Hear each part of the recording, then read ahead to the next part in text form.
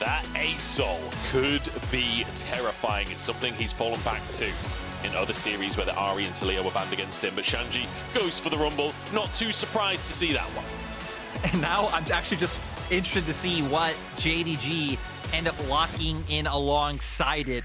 The whole priority is changing for JDG, right? A lot of times it's been about getting their dual lane very early. This time, going for the jungle, going for topside. So a lot more aggression from JDG in these first 3 picks. And again, I love that Rakan takeaway. But NIP, Shanji's on something strong. They have really strong team fight tools themselves with these first 3 picks. They certainly do. Pick potential as well with the Nautilus fight coming on through there. This feels like a reasonably even start to the draft. Obviously, Shanji being on comfort, being on a pocket pick is definitely valuable for NIP. See what Flandre can do on that reg side to try and weather the storm against the Rumble. But now we're going into the second ban phase. AD carries, both unpicked so far, so we could get into a weird draft here when it comes to AD carries, but instead, mid lane bans away from Yagao, the form of the Nico. Wouldn't be too surprised to see the Annie as well. Yeah, I think mid lane bans for both sides make sense, because Rookie also is willing to pull out some, you know, like, more niche picks, things like the LeBlanc obviously being more niche right now and really falling out of the meta. You even have things like the Yone and the Yasuo, which he's played before. I wouldn't expect the Yasuo this game, depending on, you know, what Yagao does, but you have AP and topside. So, like, there's a lot of flexibility for what Rookie could still end up going, especially if they decide to save his pick for last. So that Nico gone, the Annie gone. We'll see if the A-Sol does get panned away. Things like the Hui as well, things like Azir, that really earlier in the split, I mean, Karma as well. I mean, especially for JDG, Karma, absolutely an option alongside that Xin Zhao. Feels like these picks that have been absolute power picks across the course of this year just sort of being ignored. There's also things like the Tristana in the mid lane that's kind of been ignored this series. Exactly, and like that would, again, give you some prio to be able to play with her on mid lane. You know, you already expect to be strong in topside, and I think would give a lot of options over. But I like this. We're talking about a lot of the mid lane possibilities, but saving it for last pick when Yagao still hasn't showed what he's playing yet, and Rookie has been the staple of your composition. Okay. We get it. Ruler Zaya locked in for game number 5. He's got his own damn skin for the champion, and you know he's going to show up. The Azir comes through for Yagao as well. And finally, what do we get from Rookie? He's hovering the Diana. Yeah, we've already seen this come out from NIP in the jungle. Haven't seen it come out in mid again. It's been showing its face more and more. I haven't been a huge fan of it, so I like the idea of going somewhere else. I know the world loves to complain about the Corki versus Azir, but this actually isn't really something that we see in LPL all that much. So going to be brought out here, NIP. It's a lot of damage the longer this game goes on, especially, but a lot of AoE going to be there between the package and the equalizer. For JDG, a lot more stable than last game in my mind, having some laners that are going to have an easier time and have more self-peel and defensive tools available to them, as well as Kanavi now, finally getting his hands on the Zhuo. Then after such a chaotic series, we go to game 5 and we get Zeri versus Zaya, Corki versus Azir, scaling in our carry lanes, but the Rumble for Shanji certainly could be a catalyst for action in one of our 3 lanes. You can hear Silver Scrapes behind us here as we head to game number 5. And remember, JDG were 2-0 up in the series. They were the heavy favorite coming into the series, but NIP have pushed them the distance, and now we head into game number 5, and it feels like the draft reasonably even too. Yeah, feels like it could go either way. You have some signature picks coming out too, like Shanji and the Rumble, so maybe even, again, different people on NIP going to be able to step up in this last game to try to shut JDG out. We'll see if they can make the magic happen. It truly would be a ridiculous win here for NIP today to find that reverse streak, the reverse sweep, if I can speak. But it's JDG. They've won the last 3 splits of LPL. Yes, they had roster changes, but they had roster changes after that first LPL win. It didn't stop them winning. They want to keep that streak alive. They want to earn the right to fight in the lower bracket.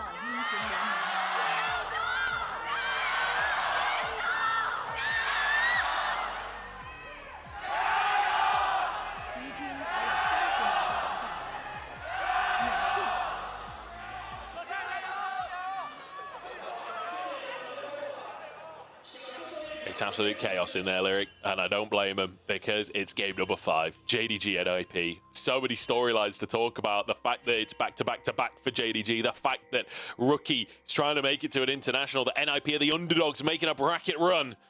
But at the end of the day, it's a game of League of Legends. It's a best of one, and we got to talk about how Kanavi and Aki are going to approach this early game. Yeah, it's interesting, right? Because both might be incentivized to play around topside. For NIP, I mean, you have the Rumble, obviously has the strong aggressive trades he can go for with that Flame Spitter, then looking for the overheat for some of the extra damage when you do just go in for those autos. But the Rumble also has no flash. We see Shanji just rocking with the Ghost Teleport. So that leaves him very exposed to ganks to come through for Kanavi. You have CC on both Flandre and him, so it would be very easy to set up for a gank and even look for repeat attempts, right? Bot lane should be able to fare fine in the 2v2 on its own. You already mentioned getting Ruler on the Xayah. It's his third most played, has about a 70% win rate on it, so it's actually highest out of his most played champions. Like, this is a champion to know where Ruler can deliver. And after having a bit of a slower season, you know, wasn't really the superstar taking over games, this champion is where he needs to deliver. He's on his own skin as well. Like, you really can't ask for more in a game 5, can you? We've been listening to Silver. Scrapes, we're ready for action. And we get Ruler locking in his World Championship special of that Xayah. Expect some fancy footwork coming out from him across the course of this game. So far, level 2 spike for Ruler and missing, trying to zone away Photic control in that bottom side. But Yagao doing reasonably well in that mid lane. And look at that win rate for Kanavi on Xin Zhao this year, 11-1. Yeah, and I mean, again, even looking at missing with the 7-0. And again, especially after you were losing on that both times, it's great to see JDG get on champions they're more comfortable with. And again, that champions that can work relatively well together. We can see on the minimap, though, Kanavi making his way over. Looks like he's just going to end up stealing away these Raptors, but Aki not even going to catch a whiff of it. Aki, I don't know if he could see that ward, but I don't think he would have been able to. Flandre's in trouble! Shanji looking for more! The Ghost procced! But the tunnel will keep Flandre alive, 1 auto away. This is why we said, right, this is a game where other members of NIP can step up. His Rookie has to flash so early. JDG clearly wanting to put a lot of stock into shutting this guy down. I swear, Rookie's flash has been on cooldown more of the laning phases of this series than it's been available. It's constantly being threatened by Kanavi. It's just they've not been able to follow up on it later on. Aki now testing Kanavi, seeing if he wants to go for that fight, but he knows he's got Shanji in the wings, and it will be. Aki grabbing that top side. Scuttle Crab. My goodness, this already feels tense with some of these laning matchups. Flandre's got to be cautious on how he approaches Shanji. It's crazy, though, and again, how much this champion just able to sustain itself back up and be just fine. Not even having to waste TP to come back to lane or anything like that after that heavy trading came through. Is he Gal now? Gonna be fine. Yeah, not the greatest dash ever, but still does enough. Gets the shield. Photic just a millimeter away from those feathers there. Could have been a little disastrous for him, but he'll be okay. Zhuo looking to get aggressive. Aki's in this bottom quadrant going for the Scuttle Crab. Photic control very happy to be aggressive off of it, denying a cannon. Doing a nice job of playing aggressively around this side of the map when their jungler is over here. I mean, it looks like they might even just be setting up a play for Aki's doing the Krugs right now, but could very easily turn this into a gank bot if they stay extended for too long. There is a ward in Tribrush, but realistically, does that save you? Summoner's going to be used here. Zhuo with the Aftershock keeps himself alive, forced to flash. Now Ruler trying to escape. Ghost already used flash available as the knockback onto missing blocks. Aki forced to flash himself and is followed. Photic dives in and Aki gets first blood. They're able to find one down in bot. Sadly for Ruler, not enough feathers to get out to try to find a root under tower and maybe equalize it. It did look a little bit dicey for a second for NIP, but they managed to get the kill through. Immediately, Kanavi going to take this opportunity and go for the Drake. Knows that the resets have to come on through from the side of NIP. Unfortunately, they're waving a really awkward spot for Photic. He can't really step up to crash it. He can't really base and just leave this frozen, so he's got to stick around. Can't spend that little bit of gold. Yeah, and the silver lining being, you know, Ruler didn't have to blow his flash in that play. NIP using all summoners in bot lane, so now the potential for a gank from JDG to take advantage of that is open. We know Yagao is going to be able to keep pressure up in the mid lane. Rookie going to have to be a little bit more conscious now that he doesn't have a flash. So I definitely think, even though right now these plays have led in favor of NIP, the setup has been there for JDG to start making some aggressive plays of their own. Pings on towards that bottom side as Shanji just going to crash another wave up there. Flandre, fortunately, the laser denied by Ruler, blocking the cannon. Revenge for the earlier cannon that Photic denied from him. As it's already getting personal between the AD carries. Cannon, like, you can kill me, you can kill my team, but taking my cannon minions, that's not acceptable. Junglers both coming into the bottom side as well. Aki forced out by that of Kanavi. Yeah, I think Aki reading it well, right? Again, Photic using all of his summoners in that play to help Aki find that kill. So Kanavi wanting to try to take advantage and set up a gank of his own. Aki just waiting in the wings, dissuading that from happening, and now finally going to allow for... Actually, no, not even to commit to the reset. Like you said, the wave just being in a really awkward spot for NIP since that went down, and it's allowed for Ruler to start getting ahead. You expect Photic to be able to equalize that one here, but JDG just going to be able to translate up to the top side and start taking these grubs.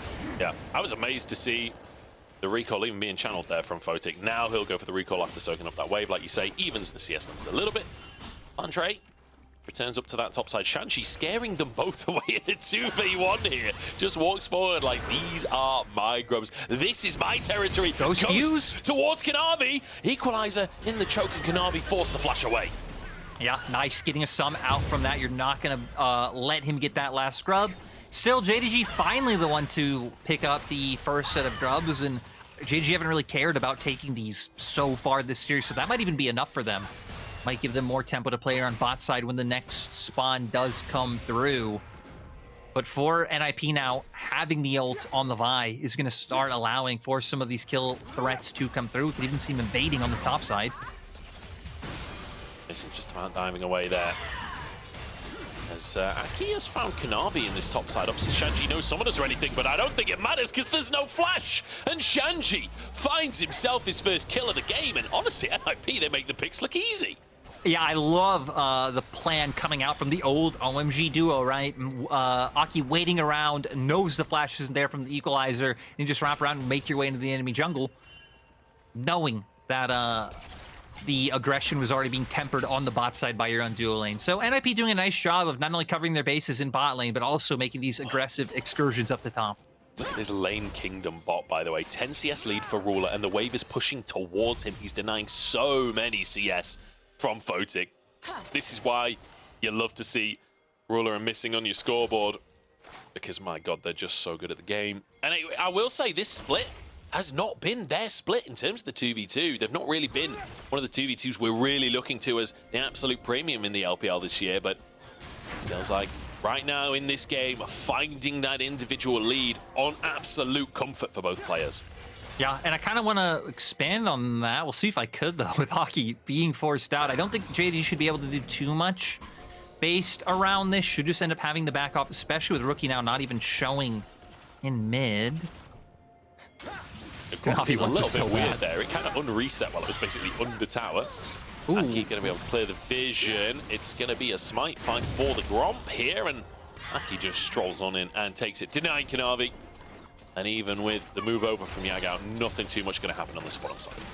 Yeah, I want to go back to that point about Ruler, right? Because one of the big things about JDG's dominance last year was, you know, even if there was still a lot of back and forth on how Ruler would play like mid-game or like find impact in team fights, or sometimes we cut out, the laning was always there from Ruler and Missing last year. They were just really one of the dominant 2v2s, able to come out with a lot of CS leads. Hasn't been the case this year. It's been Elkanon, it's been Jackalib and Mako really being the ones coming through as like lane dominant 2v2s. So it's nice to see in this final game that the JDG bot lane defaults to comfort and are able to show us that again. Because I was wondering, hey, is it still there for JDG's bot lane in this meta? Feels like it absolutely is, and I love the amount of presence that Kanavi's had on this bottom side just to essentially isolate this 2v2. Aki's been trying to get in and deny this extended 2v2 from happening, and Kanavi's never really like moved into the lane properly. He's just been there to match Aki and say, no, they're 2v2ing. Ruler and Missing get this 2v2, and you can see a 20 CS lead has been built off the back of it. Yeah, and Flandre's done a great job of really not even getting pressured in top lane. Is down a little bit of CS right now, but is it going to care? And hell, look, Flandre's actually making his way over for this Drake.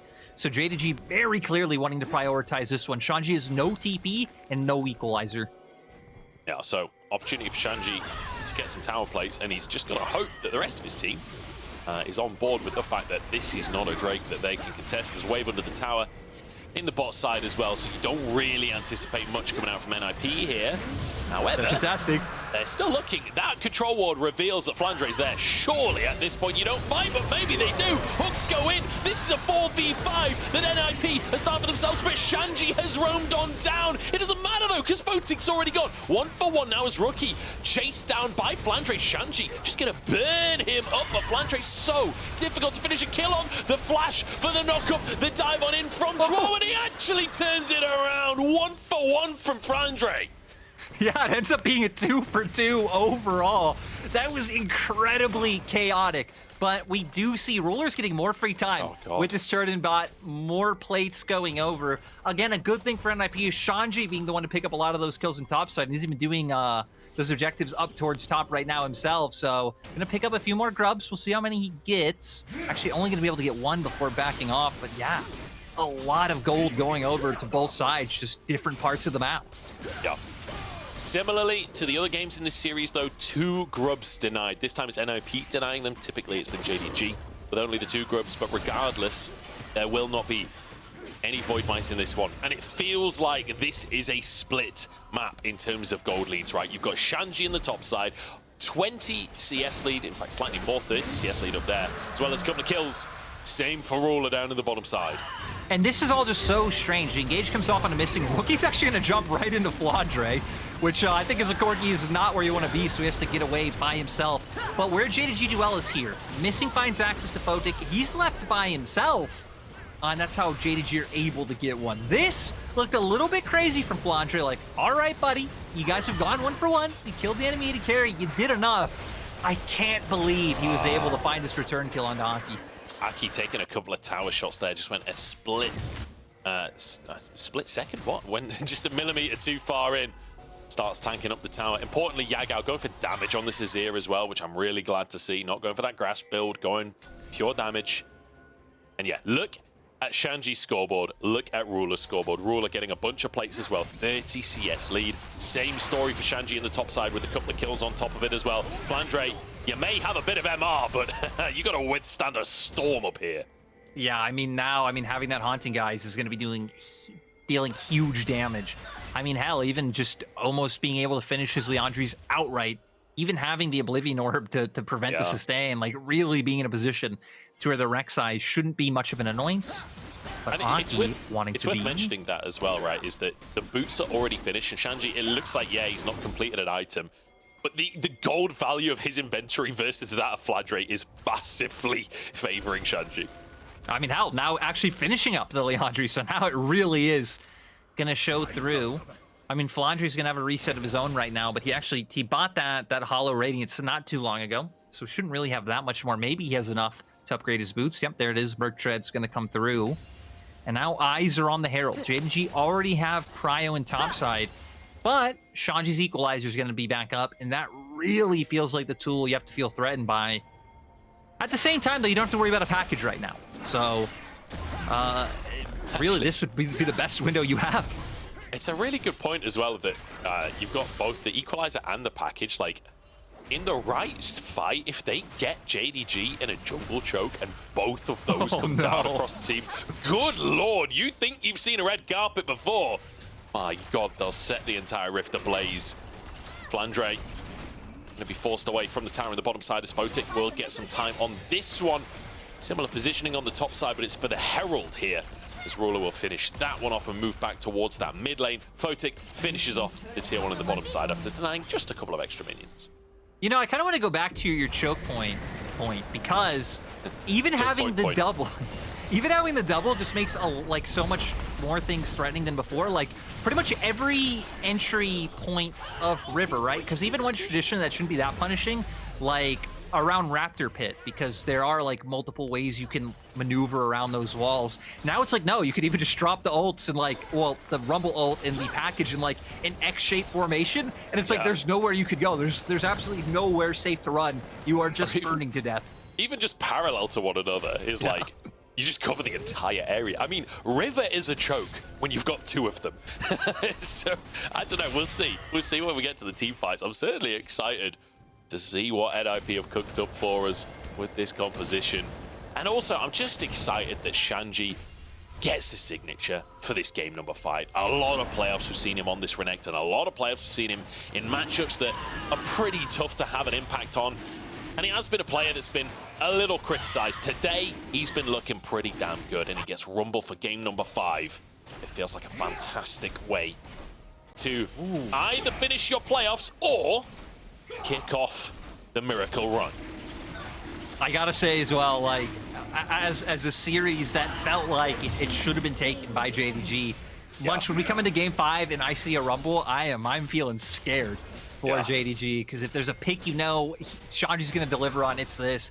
And then you have the scaling to match with things like the Corki and the Zera. You have decent ways of preventing dives with that equalizer, like we just saw. Like, there's a lot of tools with what JDG has, but Rookie... Speaking of dives, Rookie's in trouble, knocked under the tower. Tower immediately eradicated, and it's an easy pick for JDG. Rookie really overstepping. And I like it too, right? They had actually hoped to make this play only a minute ago up against Shanji. Wasn't able to come through because of the equalizer. Doesn't expect JDG to still be waiting in the wings in this area. They are. Now pick it up, and now great control in topside jungle. They might even look for more. Thank God they're not. Flandre is backing away. Yeah, they will decide against pushing further, which did feel like it could have got a little dicey for them. But still, getting that tower crucial, getting the kill crucial, and now evening up the goal difference. NIP got the most recent Drake on that bottom side a minute ago. Means we're 2-1 in Drakes. It's a very even game right now, and I'm so glad for game 5. Me too. Really like the old start coming out from Kanavi in this play to just push him even further, really give him nowhere that he's able to go and take that one. On for Kanavi, really feels like deserving to make this push. So it's kind of crazy though, right? Because it really feels like both teams have been anchored or highlighted by one player. Yeah. Which, both rosters have amazing players across the board, right? We've seen people like Flandre step up this playoffs. We've seen the moments from Zhuo and Shanji, but really Rookie and Kanavi being the center point. Yagao though. That's ult for ult in the bottom lane right now. TP's available. Yagao still having that flash though, so overall, Shanji not really winning the trade. The fact it cost him his Ghost too. Yeah, I'd agree. And even though the Azir, I think, is incredibly important, especially to be able to lock someone down and just like commit to being able to find that pick, or if you need it for peel, I feel like the Rumble one is even more significant to NIP's draft than the Emperor's Divide, because you still have other ways to make things happen.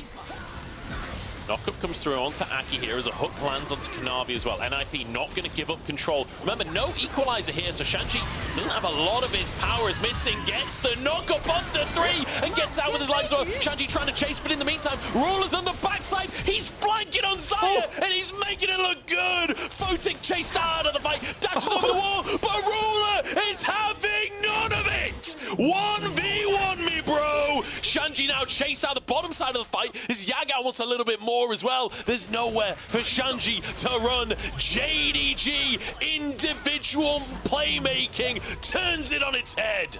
I am so impressed. Ruler there, running 2 of them down. Aki and Photic, he was left by himself, and he was still able to come out on top. Again, he picks Zaya, he picks his skin. This is what you need to see. Absolutely dominates the laning phase. He's 60 CS up and then walks up and 1v1s Photic as well. How often do you see a flanking Zaya with a fight? Right, it's insane. NIP wanting to start the fight because Missing being so far forward. He's on Rakan. You're able to do that. And they instantly realize, hey, there's no equalizer. We can go for the pivot. But this blows my mind. Like, Ruler is by himself.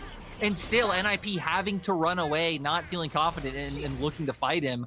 As we're going to get to see how Shanji brings Kanavi down. And man, just the damage being there from the Liandry's. So like we said, he also has the Oblivion Orb to prevent some of the healing that would be there from the Xin Zhao otherwise.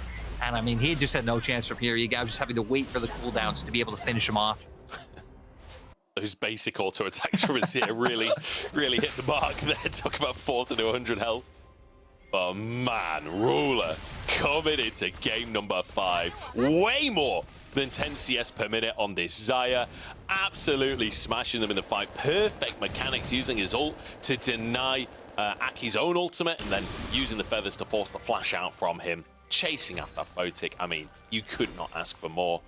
Beautiful fight out from JDG, and now it means they're the ones with a gold lead. It's only 1,000 in their favor, but with Drake spawning in 20 seconds, they could threaten Soul Point. Seems like Rookie, though, waiting right now for the package. NIP having everything they need to fight this. Photic doesn't have Flash, but neither does Ruler, so very similar tools on both sides. Again, I think a lot's going to come down to the package and the equalizer. The placement from Shanji and Rookie is going to be key. Let's see if they can lay down that red carpet. Rookie with the package available as Aki tries to threaten some of this vision control. NIP losing prio off mid, but still trying to hold on to river control anyway. They have some poke there with the Corki Hell, even the Zarya a little bit. That's what they're trying to rely on for now, but nothing has been connecting on the JDG. Zhuo's pretty far forwards there. Does walk over towards the rest of his team. I think we might just 50-50 this Drake, to be honest. It's 3.5k. Is in they go to start the fight. Keep your eyes out for the package here as everyone dives in. Aki onto the back line as well. Everybody diving on, but Rookie's been found by Yagao. 1-for-1 now. As 2 go down, but it's a mid laner for support. That's pretty damn good. And at this point, Zhuo's got nowhere to run to. The shield comes through at the last possible second, but it's Flandre to finish another JDG. The team fighting is too much once more. And now JDG, Flandre, clearly going to be the one to finish off Photic. But you can see Pink's coming out on the opposite side for the Baron. So Yagao basic auto attacks. It's just too much. In the same spot too is the best part. Now everyone from JDG running up to Baron. The team fighting is there, and look at Yagao, 6-0-2 on his year. Again, the carries of JDG finally showing up in this game 5. Yagao's Azir today has looked phenomenal. And let's take another look, because NIP, they felt a little split. They didn't feel like they were on the same page on the play. No, and we can see here, again, like you said, coming down to 50-50, the ults come out, but Rookie leaves himself in no man's land. No one else other than Missing, you know, went far enough forward to really be punished, so yeah, it just kind of left in that awkward stance. So now Yagao getting so much value from the position that Rookie was playing from earlier in the series when NIP fights in game 3. And now with them running forward, Flandre getting the double knockup, it is just so nice for JDG to be able to finish this one out. Magnificent fight from JDG. So well punished on Rookie's equalizer as well. Equalizer? Package. Pretty much is. They're very similar. But now 10-6. Massive gold lead off the back of that 5,000 in favor of JDG. Ruler has been found, still has that flash available, looking for Aki, doesn't quite get the feathers, but the damage is there anyway. And Aki just about gets a heal from the Sundered Sky. He walks away, knock-up lands. Can they finish the job? Finally, Flandre knocks him down, and Missing gets out the bottom side of the play. Rookie and Photic protected by Shanji here, but Zhuo's been found on the opposite side. JDG, they're picking NIP apart. They're keeping their opportunity alive in this bracket. Missing surviving the onslaught from Rookie as Kanavi zoning Photic away. I love what JDG are doing. Again, like you said, zoning them away, running them down, just giving them more time to open up the base. How far does JDG want to push it? They want to keep going much? JDG have won their last 3 splits of LPL, and they will not let this be the moment that they're denied. They can't quite finish the game just yet. Mid-inhib taken, 1 Nexus tower taken. JDG sent away, but an 8,000 gold lead. Jindong poised for victory in this best of 5. Exactly, 8k gold up. They still have another minute left on Baron. You can tell NIP, they're in a desperate situation. They were hoping they could find the pick they need onto Ruler, dropping the equalizer with Aki going forward, but Ruler had the ult, was able to peel himself away, and then it looked dicey. It looked like Aki might be able to get away, but they throw everything in the kitchen sink at him. You can even see the minimap Yagao wrapping around to make sure that Zhuo has nowhere to go. Again, like this really being NIP's own destruction, but you had to make the play, right? You can't just let yourselves lead out as this push comes through. And again, it feels good for JDG to find their way forward. When you said this has been, it's been the last few years of JDG, would feel a bit underwhelming if they went out now, but the NIP, the Cinderella story, the comeback almost being made true. Still not down and out just yet, but 7K gold deficit is going to be a tough one to play from.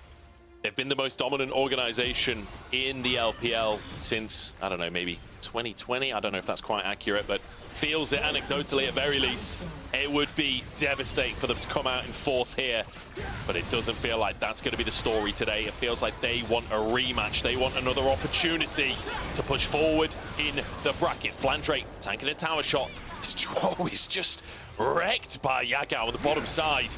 12-6. And the siege continues for JDG. And you know, the nice thing for JDG is it doesn't matter who they play in the next match. There's a rivalry there. It's either the JDG-Tez like rivalry that has existed between these two teams for so long now, or it's the Yagao versus Knight rivalry going against BLG. So really, JDG versus BLG again, like all of last year. Yeah. So it really, for either way, it feels like JDG has scores to settle with both.